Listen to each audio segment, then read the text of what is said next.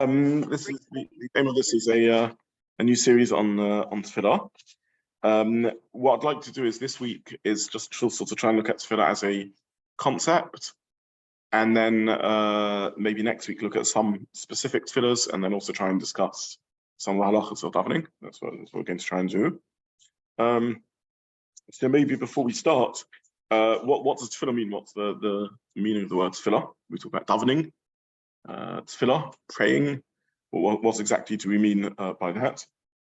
So the truth is, in the Torah, there's a number of words used for davening, including vayispalel. The word tefillah comes from the verb, or the verb of the word tefillah is hitpalel, to daven. But there's also other words used, like for example, atira, to beg, like vayet haYitzchak. Yitzchak begged when he was with Rivka, his wife, davening for a child. There's the word tchina, right, which means supplication. Moshe says, "Va'eschanon el Hashem," I pleaded with Hashem. There's the word siach, vayetze Yitzchak lasuach basoteh. Yitzchak went out to converse in the field. So there's a number of words that are used for davening in Lashon HaKodesh, and maybe later we'll try and look at each one because they each represent a sort of different flavor or aspect of davening. But for now, I just want to focus on perhaps the most famous word, which is tefillah. So what's the translation of the word tefillah? What does the word itself mean? So we find it used in the context of executing judgment, or perhaps lespalel, perhaps thinking. So this is used, for example, in Parshas Mishpatim, when it talks about the rules of justice, and it says that the payment should be made v'nosan b'plilim. The payment should be made based on a calculation. So one meaning of the word tefillah is reckoning or calculation. In modern Hebrew, plila, avera plilit, means a criminal action. If you go on an Egged bus, you'll see a sign which says that if you throw rubbish out onto the street, this is an avera plili, a criminal action. But it's derived from the classical Hebrew word, which uses the word plila only in the context of a reckoning or a calculation. So one suggestion of the word tefillah is that it means thinking or accounting. So tefillah is a sort of a self-accounting of sorts. Hitpalel is reflective. So it means to self-account, to self-reckon, to gauge oneself. That's one explanation of the word tefillah. There's another possible meaning of the word tefillah, which is to do with hope. It has the meaning of hope. So when we daven, we hope. We have anticipation. Tefillah is built on hope. When Yaakov encountered Yosef after many years apart, Vayomer Yisrael of Yosef. So Yaakov said to Yosef, "Roya panecha, ro'o panecha lo filalti." I never hoped to see your face. Hashem has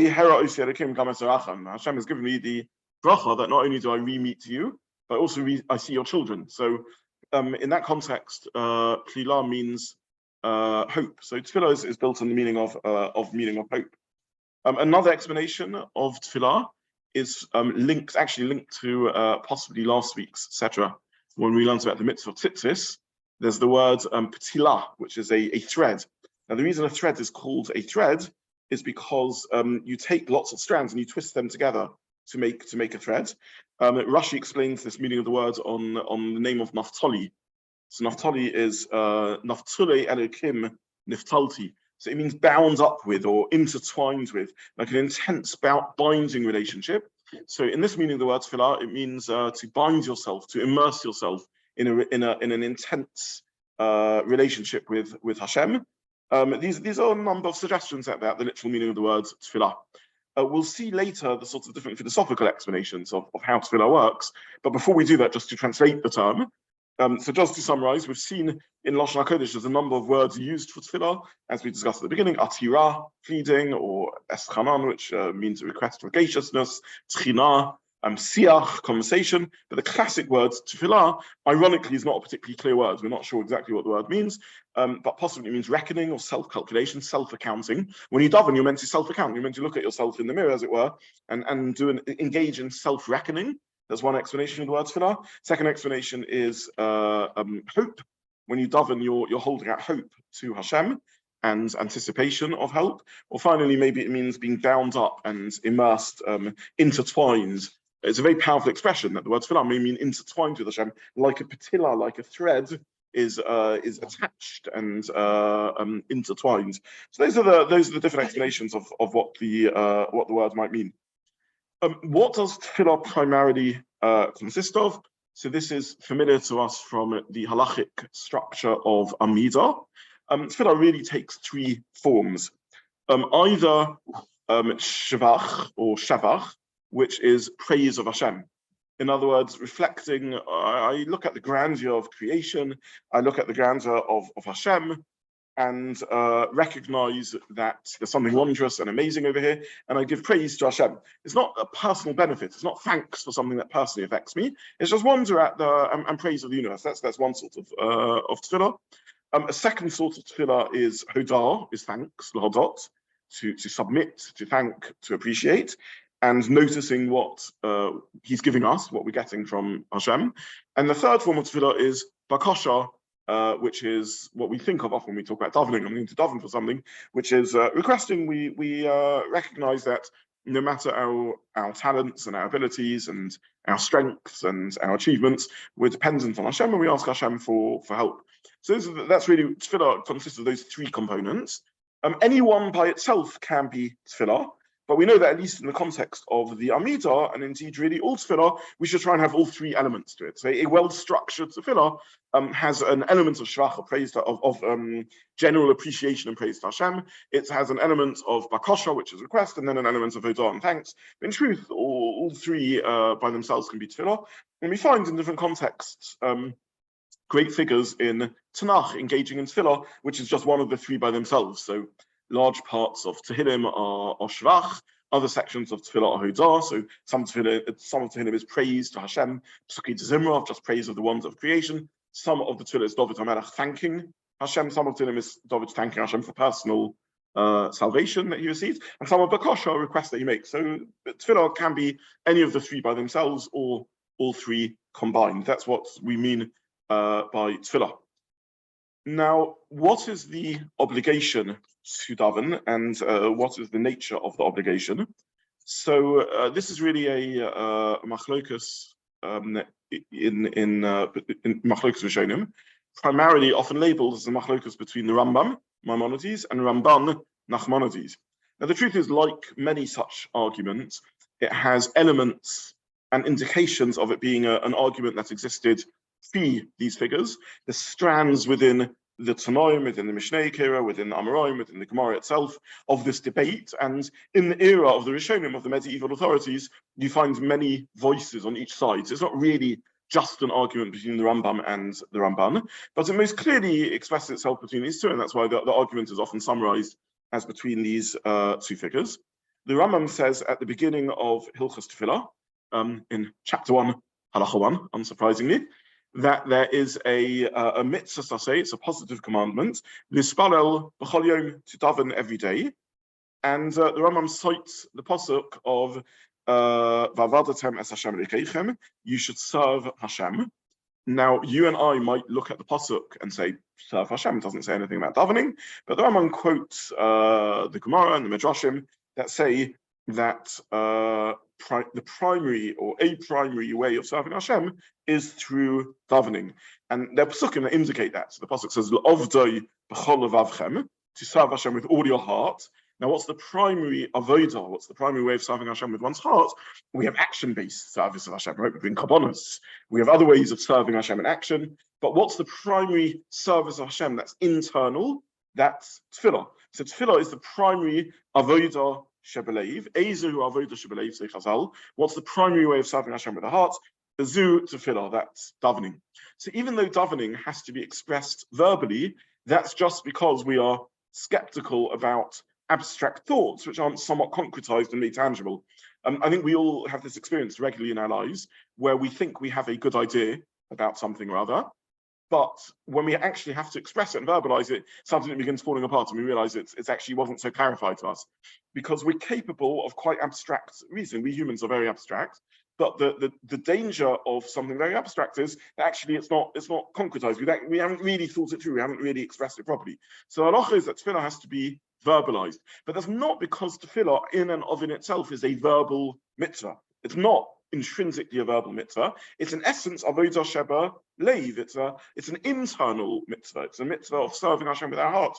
So tefillah is the primary way of serving Hashem with our hearts, and therefore the Rambam understands that there's a mitzvah of tefillah every day, min ha-Torah, alluded to by the pasuk of v'avadatem es Hashem lekechem. There's a mitzvah to serve Hashem. This is as far as Torah law is concerned. And Drabanon, Chazal created the more familiar structure of tefillah 3 times a day, linking it perhaps to the korbanos, or perhaps linking it to the avos. In brief, we find when we look at the life of Avraham, Yitzchak, and Yaakov that they engaged in tefillah morning, afternoon, and evening.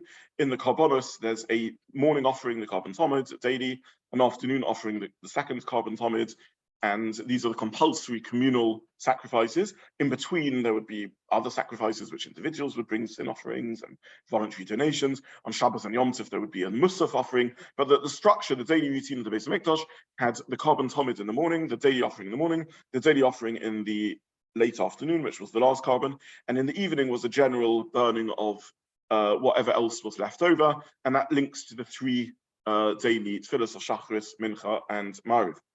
It's also clear from the Gemara that the primary rabbinic mitzvah of tefillah was Shachris and Mincha, and Mariv was perhaps a later drabanon, or perhaps never created as an obligation midrabanon, perhaps reshus, perhaps it was voluntary, and as a matter of minhag, Klal Yisrael sort of took it upon themselves as an obligation. So now is not the setting to discuss the concept of minhag, custom, other than to say the word minhag or custom is used in many contexts. It's one of these vague words that means lots and lots of different things. And sometimes a custom adopted by the whole of the Jewish people achieves a near halachic status or a complete halachic status. We're coming up to a time actually where in the calendar where one has quite a primary example of this. So many of the halachas, though not all of the halachas of the 3 weeks and the 9 days, are sort of customs of Avelos that the Jewish people took upon themselves. But in halacha, they become treated as drabanon. The Rambam actually, when he discusses the concept of rabbinic legislation, says there's different types of drabanon. One type of drabanon is a takana, an explicit decree they made. The second type of drabanon is a gezerah, a restriction they made because they saw a need to make a fence around the Torah. And a third type of drabanon is a minhag. In other words, Klal Yisrael can generate a sort of a type of drabanon through practice. And Mariv, according to the second opinion, was initially a reshus, it was initially voluntary, and it became a chiyuv through it becoming an accepted practice. Why would Mariv have this different status to Shachris and Mincha?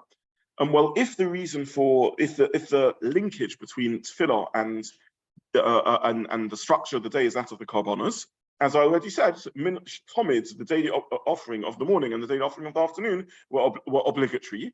The evening carbon was as needs must. If there was if there were thick parts of the korbanos left over, then they would offer them in the evening, and therefore it only ever was a reshut. It was never quite the same obligation. It only ever was reshut. It was only ever voluntary.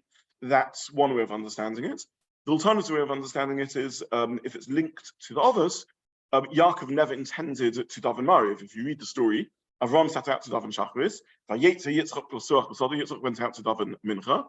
Yaakov didn't intend to daven Mariv. Vayifka b'mokum vayolen sham. He encountered God at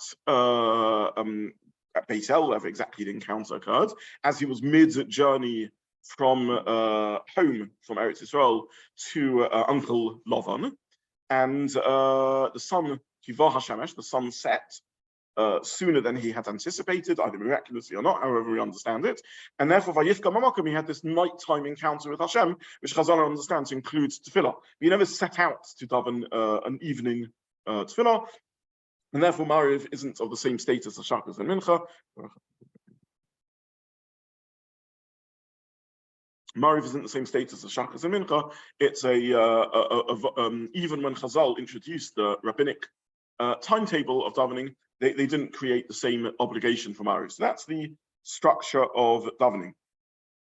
We'll look in future weeks at how this affects the issue, this model affects the potential issue of mitzvah sasei shazman grama. So is this a time-bound mitzvah, which therefore is included in the category of mitzvahs which are of lesser obligation on ladies?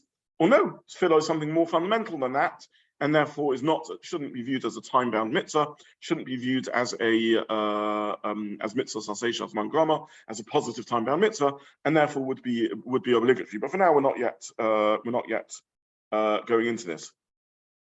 In addition, the Rambam explains again. Really, this is not the Rambam. This is Gemara's that and a tradition that we have, that the text of the primary tefillah, which is the Amidah, was created as a result of the exile to Bavel and the return to Eretz Yisrael.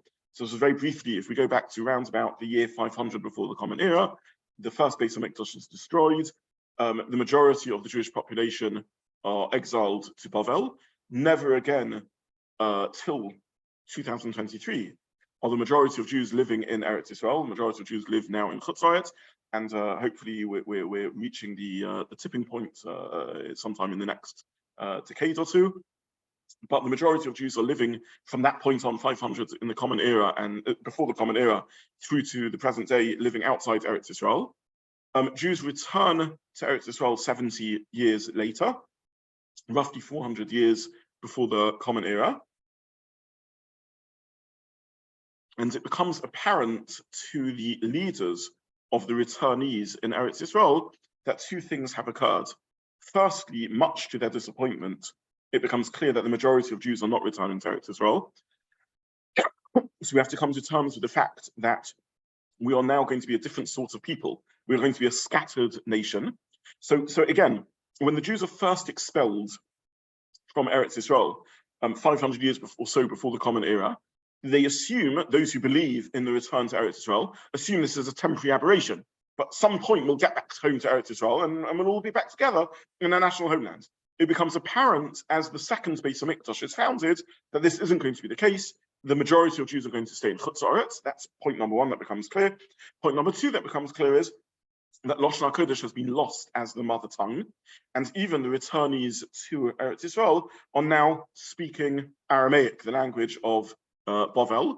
We know the last books of Tanakh are written in Aramaic rather than in Lashon HaKodesh, and the common people throughout the era of the second Beis HaMikdash and on to post-Churban are speaking Aramaic as their mother tongue, and the elite, the religious elite, the Talmidei Chachamim, are still learning Mishnayos in Hebrew. The more assimilated elite switch to Greek at some point, but the masses are speaking Aramaic. Either way, it becomes clear that Lashon HaKodesh is no longer going to be a spoken language, and therefore Chazal create a fixed text of Amidah in order to ensure that even though Tefillah can be said in any language, nonetheless that Jews will be able to daven in Lashon HaKodesh, and therefore they create a fixed text of Tefillah. That way, even though Jews will be spread around the world, they'll all be using one text of Tefillah. You won't have Jews davening in English and French and German and Japanese. You'll have Jews davening in Lashon HaKodesh. And number one, they'll be unified in so doing. And number two, they'll be able to say it in Lashon HaKodesh because we've lost the ability to speak Hebrew easily as our mother tongue. So that's the introduction of the fixed text of Tefillah, and that's the Amidah.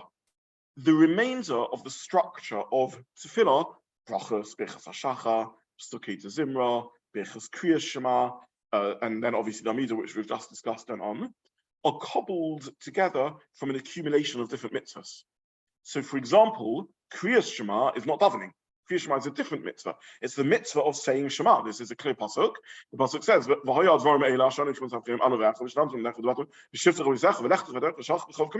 you're meant to say these words, the words of Kriya Shema, affixed to your doorpost, mezuzah, but also as you wake up in the morning, as you go to sleep. So there's a separate mitzvah. It's not really davening. We think of it as davening. It's part of davening. What do? I go to shul and I daven. What do I do when I daven? I say Shema, surrounded by brachas, and I say Amidah. No, these are two separate mitzvahs. Amidah is tefillah, is davening. Shema is the mitzvah of Shema, surrounded by its brachas. So what we call the experience of davening is a cobbled together series of mitzvahs, which aren't all intrinsically and fundamentally connected, but for reasons that we'll discuss in future weeks, Chazal wanted to put together. And our modern method of davening is an accumulation of later drabonons to associate Shema, for example, with tefillah, and primarily the Gaonim who built the structure of our tefillah. So we'll get to that probably only next week. We'll understand what the Gaonim did in the era, in the post-Talmud era, in the era of the Gaonim, and creating what we call the Siddur. But for now, we're just focusing on tefillah, which after all is our topic, our primary topic, and the Amidah is what we mean by the primary tefillah. It's the tefillah, it's the davening. Chazal used to, when Chazal talk about tefillah, they mean the Amidah. That's the term they use for Amidah. So that's the core part of davening. And then for various reasons, there's other things that sort of build up around it, some of which are elaborations of tefillah, and some of which aren't really fundamentally davening at all, but different things like Birchas Kriya Shema. So that's the model the Rambam has of, that's the model the Rambam has of tefillah, of davening. The Ramban, and as I said, other Rishonim disagree, and they don't think there is a daily obligation to daven. They either think there is no obligation to daven, or there's an obligation to daven as need be.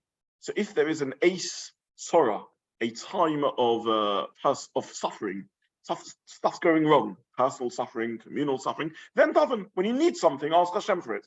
There's no mitzvah to daven. There's no daily obligation to daven as far as Torah law is concerned. If you need to ask Hashem for something, so ask him for it. If you don't have a particular need, then don't ask him for it. So this is the alternative model of tefillah. And in that model, the whole concept of having sort of ritualized, scheduled tefillah is drabonim. So in the Rambam's version, the concept of scheduled tefillah is min haTorah, and all that the sages did, all that Chazal did was they built a structure to this 3 times a day with a particular language used. That's the Rambam's model.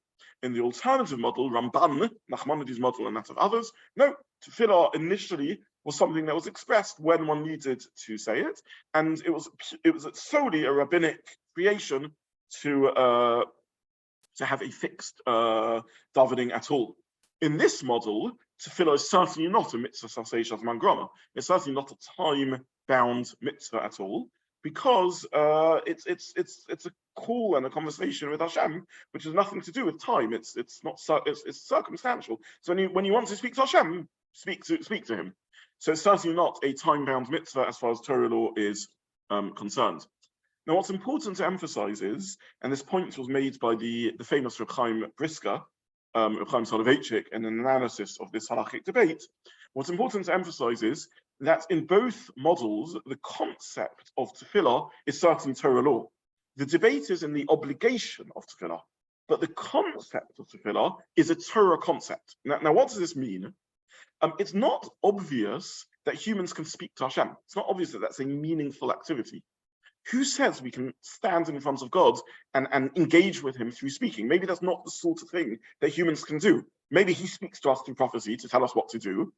We have mitzvahs to do, but who says that it's meaningful to stand in front of Hashem and communicate with him? That we often don't ponder the wonder of that, right? It's not an obvious thing that a human can stand in front of Hashem and engage in discourse with him and speak to him in a meaningful way. Hashem runs his universe, he's got his plans, we're his creatures, he tells us what to do, we're not in the business of telling him what to do. Who says that we can speak to Hashem at all? Who says there's such a meaningful activity? That's not, we sort of assume it because it's become so obvious to us. But who says there's such a thing? Why would we assume there's such a thing? So Chaim simply points out that the debate of the Rishonim is around the obligation of tefillah. But the concept of tefillah, the idea that there is such an idea of tefillah, that tefillah makes sense as a meaningful activity, that was never the debate of the Rishonim. That's agreed by everyone. And we find that as evidenced by, this is something significant that occurs in Tanakh. We see Yitzchak and Rivka davening, we see Moshe davening for his sister Miriam, we see tefillah taking place, we see David HaMelech davening, we see prayer as something that's engaged in. So the debate is around obligation. Don't confuse obligation with concept. The concept of tefillah certainly applies according to everyone. The nature of the obligation of tefillah, that's where the debates start. Okay, so we've discussed the translation of the word tefillah, pointed out that there's many words for davening in Hebrew. We've discussed the most common word, tefillah, and what that means. We've briefly looked at what the obligation to daven is, primarily an argument between the Rambam, Maimonides, and Ramban. Everyone agrees that on a rabbinic level, we have ritualized, fixed times to daven. Is that a Torah concept, that someone should serve Hashem? You should serve Hashem daily by davening? Well, no. Tefillah is an opportunity, it's an option. If you choose to avail yourself of it, if you wish to speak to Hashem, you can, but you're not obligated to speak to Hashem. You can't force a conversation, which is the alternative view, the view that argues with, the Rambam argues with Maimonides.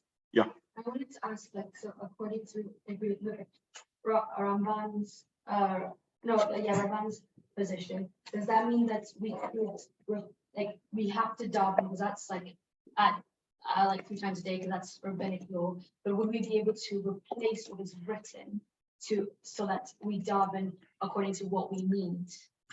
So everyone, it's a very, very good question. Everyone agrees that in the post-Drabanan world, we have a chiyuv midrabanan to daven as per the text formulated for us by the Anshe Knesset Gedolah, by the men of the Great Assembly at the dawn of the second Beis Hamikdash era, as I explained. Everyone also agrees that if you wish to, and this would be a good thing to do, you can turn to Hashem in your own language and just speak to him. The debate is simply, was there an obligation always to have a fixed conversation or words with Hashem, irrespective of whether you felt a personal need to do so? So according to the Ramban, in the pre-second Beis Hamikdash era, daven when you felt you wanted to. When you wanted to speak to Hashem, then you daven, and the rest of the time you didn't daven. According to the Rambam, there always was this sort of ritualized, fixed concept of davening. I mean, we'll address this a little bit later, but I'm elaborating on this for 2 reasons. One is because this is a share on tefillah, and it's important to understand where davening comes from, what the obligation is. But secondly, because for many of us, the voluntary type of tefillah, the opportunity to talk to Hashem, is something that we connect with, right? We understand. But the fixed tefillah with a fixed nusach, maybe we struggle with a little bit more. It can feel sometimes repetitive. It can be hard to relate to the concepts that are said. The concept of ritualized tefillah is where life gets a little bit more difficult. The idea that, at times of need, times when I'm in the mood, when I'm in the zone, I want to speak to Hashem, that many of us can connect. As wow, what a bracha, what a privilege, what a zechus. The idea of tefillah is not an obvious one there. We mere mortals can turn to Hashem and speak to him. Is this formulaic, more fixed concept of tefillah a Torah idea, in which case it's telling us something fundamental and existential about human condition, that we need to turn to Hashem on a regular basis, whether we feel in the mood or not? In other words, the two models of tefillah come from a very different conceptual space. In the model of it being as you wish to speak, as you feel a need, it's a fulfillment of when we need something from Hashem, we can turn to him. In the alternative model, that even as far as Torah law is concerned, it's daily, it's telling us that whether you're in the mood or not, whether you're in the zone or not, whether you feel like speaking to Hashem or not, you just have to make that phone call. You just need to keep in touch. You need to be connecting with him daily to do this. Why? Because the Rambam tells us why. Because this is avodah. This is what it means to serve Hashem. Part of being a functioning spiritual being is to serve Hashem, and tefillah is like that. So all of us in any area of our lives grapple with this, right? How do we balance enthusiasm with commitment? So this can be in a relationship. Relationships can have their ups and downs. There can be times when you're in the zone and you're not in the zone, but we're also committed. If you have a loyalty to a parent, to a child, to a spouse, to a friend, when they want that time with you, or you know you ought to want that time with them, you have to do it, whether you're particularly in the mood or not, whether you particularly want it. We have that in other areas, right? There's something new we want to research, a new project we want to do, a place we want to visit. Sometimes we're in the mood for it, and sometimes we can't really be bothered. What degree do we force ourselves? So the Rambam is arguing that essential to tefillah is this commitment. Tefillah is not just an emotional state or a relationshipal state or a needs must state. It's part of what it means to be a spiritually functioning person, is to be an eved of Hashem. And part of being an eved, of serving Hashem, is to daven, whether you're in the mood or not. Every day you have to daven. All Chazal did was they distributed it a little bit, and they formalized it a bit, and they gave it a shachris in the morning, mincha in the afternoon, mariv in the evening. But the core idea that the relationship that tefillah is demanding of us isn't just a personal connection, but is one of commitment and duty and obligation that by hook or by crook you just have to do. That's inherent in the Rambam's model of what tefillah is. Whereas in the alternative model, Nachmanides' model, Rambam's model, that's not the case. Tefillah is something which we engage in when we want to, when we feel the connection, when we want to have it. That's as far as Torah law is concerned. Chazal created the structure because they were worried that if it was just left to us, particularly in the Second Temple era, we would end up never davening and we wouldn't be committed enough to the relationship. So it's put in place as a crutch, as a scaffolding, as an ad hoc framework in order to enhance our relationship to Hashem. But it doesn't reflect the fundamental intrinsic ideal of a relationship. It reflects a reality of life that sometimes if you don't have a structure in place, you're not going to have the depth of commitment that you need, and therefore structures put in place. It's a very different model of what davening is. Yes. Which is, well, you said at the start that the reason for tefillah, like you have to speak from our hearts, and so therefore, and that's like, was that a Torah command? And if so, then how does, if that's more important than or not, I don't know if more important is the right one, but is greater in observance than rabbinic law, which would be to say this. The text of tefillah, yeah. Repeating the same text, can take away a lot of speaking from the heart, because they're really just repeating words, and sometimes it's just memory. So aren't you transgressing something that's Torah given in that sense? So the Rambam, who was had the Yiddishkeit, a Judaism that was demanding, believed both halves were true. The Rambam is the figure who says that it is a daily obligation, and he is also the one who paskins that the essence of tefillah is from the heart. And as the Rambam believed, it was possible for a human to meaningfully, daily engage in avodah shebelev, in service of the heart. And whether you're in the zone or not, if you have an obligation to daven, you have to put yourself in the zone. You have to stir up your connection to Hashem so you can meaningfully engage. The Rambam also believes that it's possible to daven the rabbinic formula with all its 18 or 19 brachos, and that every word can be said with kavana. I'm not going to go into this now, but it's very, very interesting because the level of tefillah that the Rambam demands of one halachically, which is a concentrated experience of leiv, of heart, because this is what the Rambam paskins you need, for all the 19 brachas of the Amidah. Other Rishonim look at that and say this is not psychologically possible. You can't always demand of people to be able to fulfill that. So that itself is a machlokas Rishonim, whether this can possibly be the halachic formulation of kavana and tefillah. We'll get to this in future weeks, but we talk a lot about kavana, intention in davening. What do we mean by kavana? So we can answer that on a sort of emotional and mystical level, and Belineda, please God, we will do so. But we also need to answer that on a halachic level. What's the minimum level of kavana? And the answer is, according to the Rambam, very tough. Avodah shebelev for every word throughout your 19 brachas of tefillah, and that's what it means to daven. Presumably, that's how the Rambam paskin, and that was how he davens. But other Rishonim look at the Rambam and say this can't be the halachic formulation because it simply isn't doable. To expect people to daven on that, we can aspire to that. That's clearly the best type of tefillah. Maybe there's individuals who can do this sometimes. No one's arguing that the words were written for a reason, and the reason was that we can, meaningfully and meditatively engage with all the words. But to say that that's the core halachic obligation, and without that you're lacking being yotze mitzvah shira, that's not a feasible halachic position. So yeah. In the time of the first faith, yes, before all this, mm-hmm. You're saying that people just didn't daven at all then? Or what was their connection with God? And how did that work? Were they on a different level to us so that they, because there was no formulation? I just wondered. So also a very, very important question. So according to the Rambam, they did daven daily. what did they daven? Not a long Amidah. They turned to Hashem and said, well, maybe some days it was long, some days David HaMelech said to Tehillim, and other days maybe he just said a very brief tefillah. We have an example of that, right? When Moshe turns to Hashem, Kel Na Rafa Na La, 5 words tefillah. So that was their davening. According to the Ramban, days and weeks could pass without them davening if that's where they were up to in their relationship with Hashem. So how did they connect to Hashem? To other mitzvahs. Judaism is an action-based mitzvah. They were still had their mezuzahs, and they still had their talis, and they still had their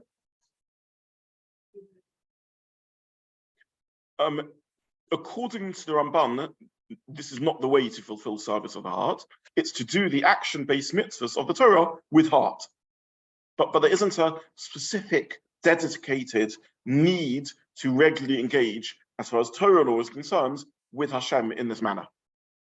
Again, our job is to listen to Hashem. Who says we have to speak to him the whole time? If we want to tell him something or speak to him, then if we've got something on our mind, something we want to ask, then do so. If you don't, if it's not an ace, sorrow, if there's not a need, then if you're inspired to praise Hashem, do so. Fantastic. If you're not particularly inspired, it's just mundane life, and you're not feeling particularly in the zone, don't do so. In other words, we always need a connection with Hashem, and we should be doing mitzvahs with leiv, with heart. But do we need to specifically set out to daven? Is that the only way of engaging with Hashem? Not necessary.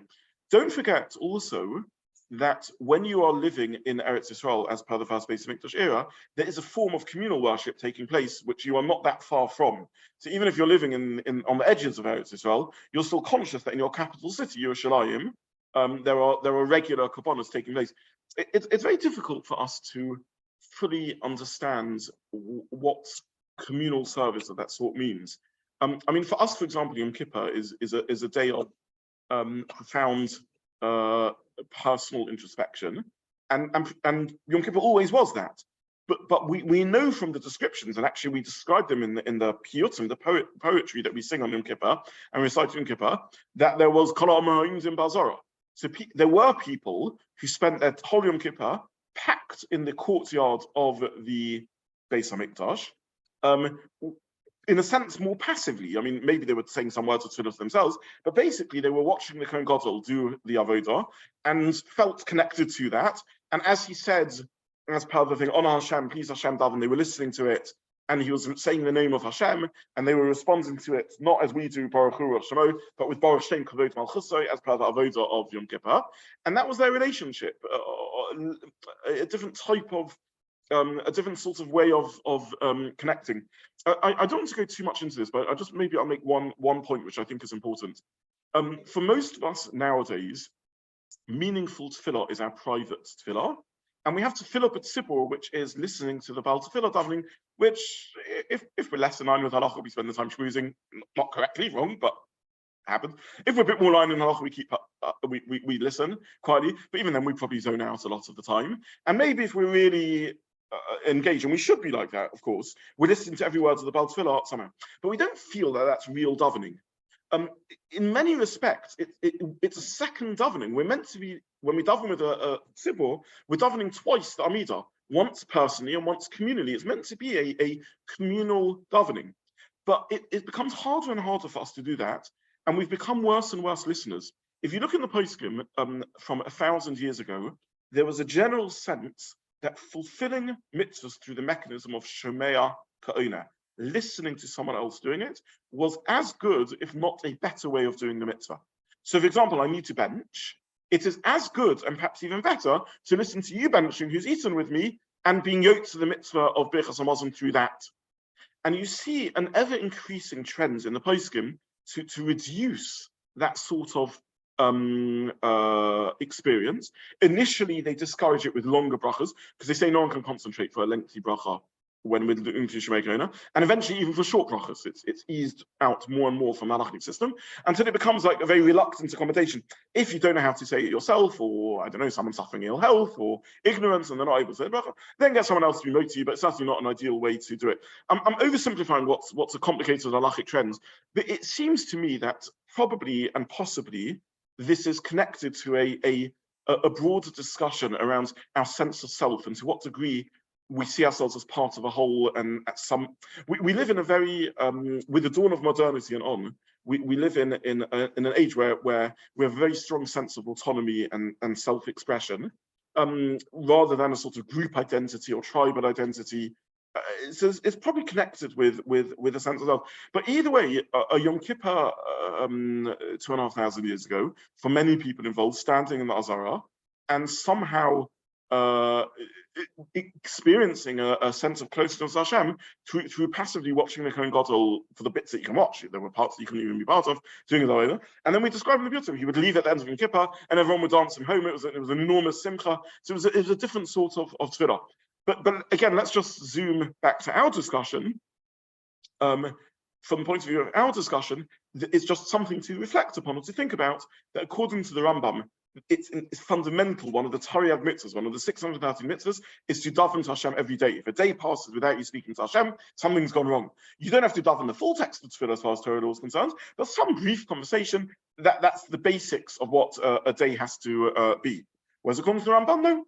When you want to speak, you want to speak. When you don't want to speak, you don't want to speak. There's other good things that Jews have to do in life. Get tzedakah, engage in chesed, keep the mitzvahs, the agricultural mitzvahs. There's other things that we should be doing rather than just mitzvahs.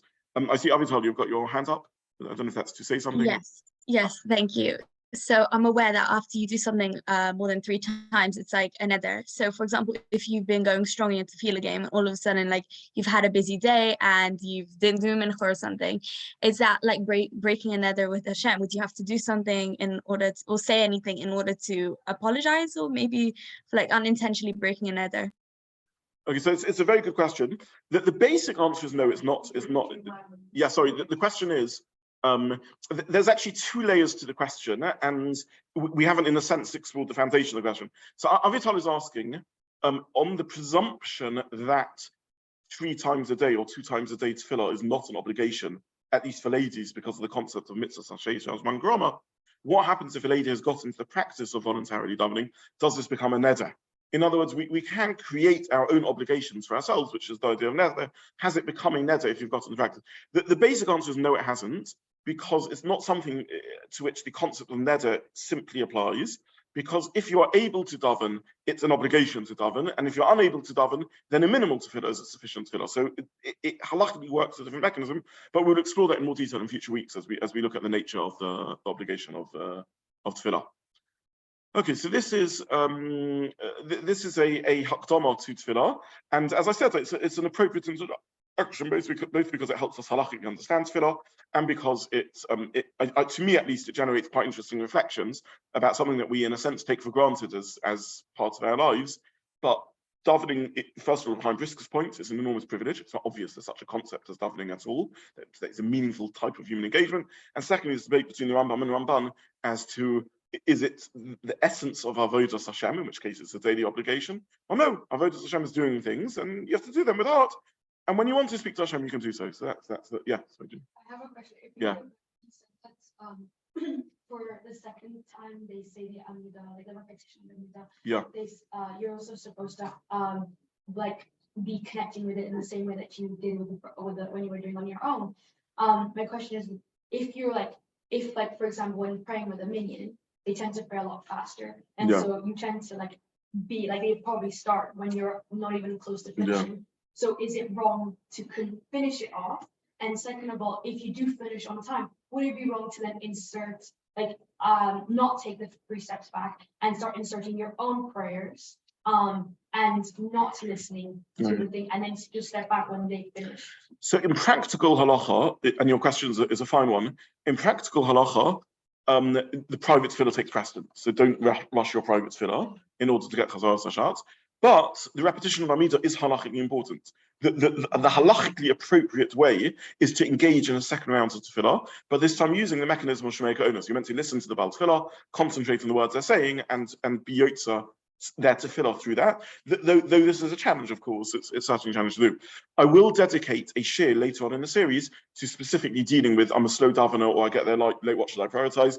And Michelle has been very gently and kindly reminding me about the need to give such shir for probably about 4 years now. So this is one of the reasons actually I'm giving this series, is because I posted in the group saying, watch like a show, and my wife said, you know what, Michelle's been waiting very, very patiently for addressing this. So we will get to practical guidance about order of priority and what to do. But in direct answer to your question, no, the quiet Amida takes precedence. Though we will see later, it could be you need to pause, or you do need to pause for Kedusha, for Kedusha. But yeah, And private, and if you're saying extra private. you can also say that. You can also say that ahead of. Yes, yeah. I would, by the way, encourage everyone to engage in private tefillah in your own language, because whatever the philosophy of tefillah is, and we'll see later why was it so important to Chazal that we should have a fixed text of tefillah, and that text should be in Lashon HaKodesh. And I very briefly, when you express your own words and your own feelings, it can shift into an I-centric thing, and almost an egocentric process. When you engage in a fixed text of tefillah, you're immersing yourself in something beyond you, and there's something almost transcendent about it. I don't know if you've had this experience, but it's interesting that noise in the quiet Amida is quite distracting. And the reason is because one should enter into, and we'll talk about this when we talk about kavana, almost like an altered state of consciousness. And part of the altered state of consciousness is I'm immersing myself in words which are beyond myself. I'm immersing myself in something which transcends me. So there are good reasons why we have a fixed text for tefillah, which more easily allows us to do that. It's interesting that Chazal saw, even in the day, back in the day when people were saying their own tefillah, they didn't think that the way it should be is that you're standing there speaking to Hashem in your own words and composing it as you speak. They wanted you to sing your own tefillah that was shogur b'fiv, that was already familiar in the mouth. Because tefillah, one type of tefillah at least, or one way of thinking about tefillah, is suspension of ego, is loss of a sense of I and a me. And that can only be achieved by saying words which are beyond oneself. So initially, the words that were beyond oneself were words that you had previously chosen to say, whereas now we've got a fixed text of tefillah.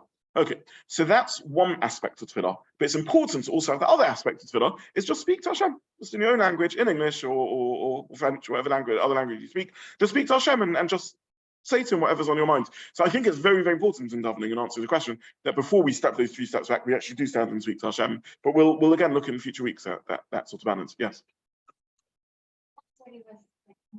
Say, you know, you're in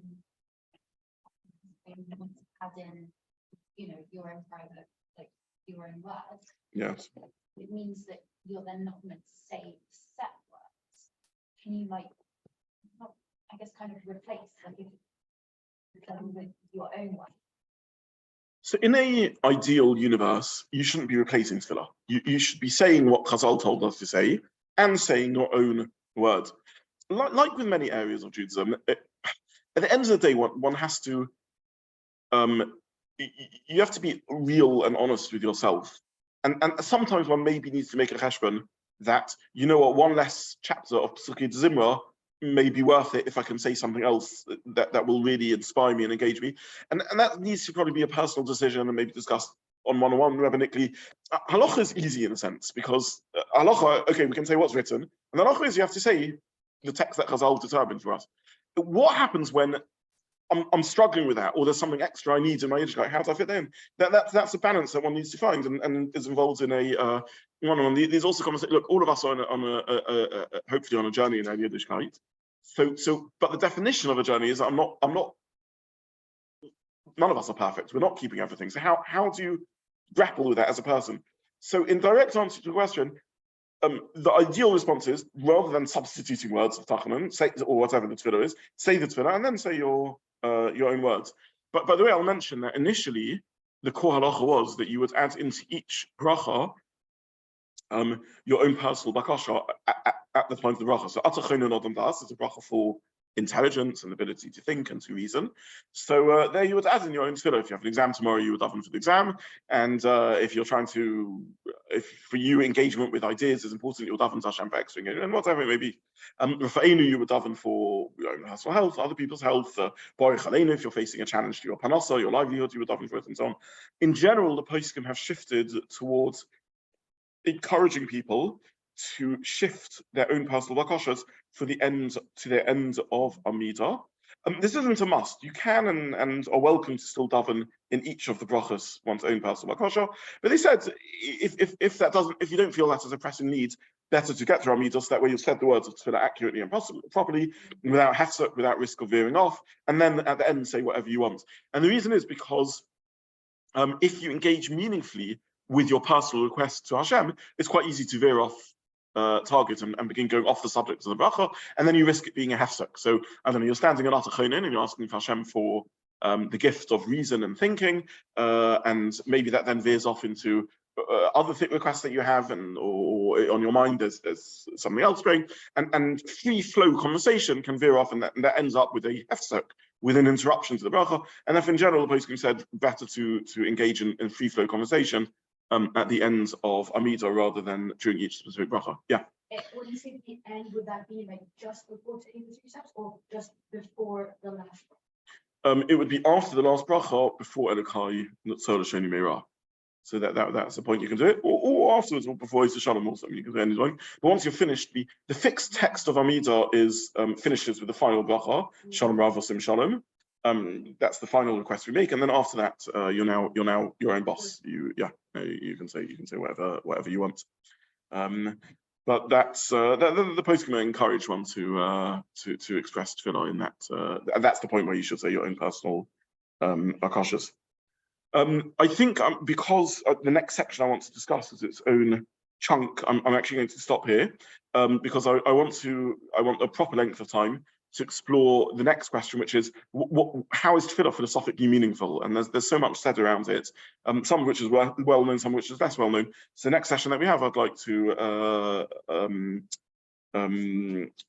discuss properly. Okay, what is the hashkaf, the philosophy, the machshava behind davening, and I'll present different models, and the truth is you don't need a one size fits all. So we can adopt at different times we daven different models and different understanding of what tefillah is about, and engage in different routes. I'll share all the different philosophical models, and then we can choose whichever one helps us daven. But that will be Mitzvah Hashem next year. Also, please check on the WhatsApp groups or the email list whether the share is happening, because I definitely am going to have to cancel 1 week in the next few weeks or something on Thursday. So I'll try and keep it as consistent as possible, but there will be cancellations before we get to the summer break. So thank you so much to everyone for joining online, and thank you very much for everyone who's joining live also. I do appreciate people that come live. It makes a massive difference to the share, not just speaking to the camera. So it's just completely different interaction. So I very much appreciate coming out to the streets of Hendon and parking and so on is challenging. So thank you to everyone for coming live also. I wish everyone a good evening. Thank you.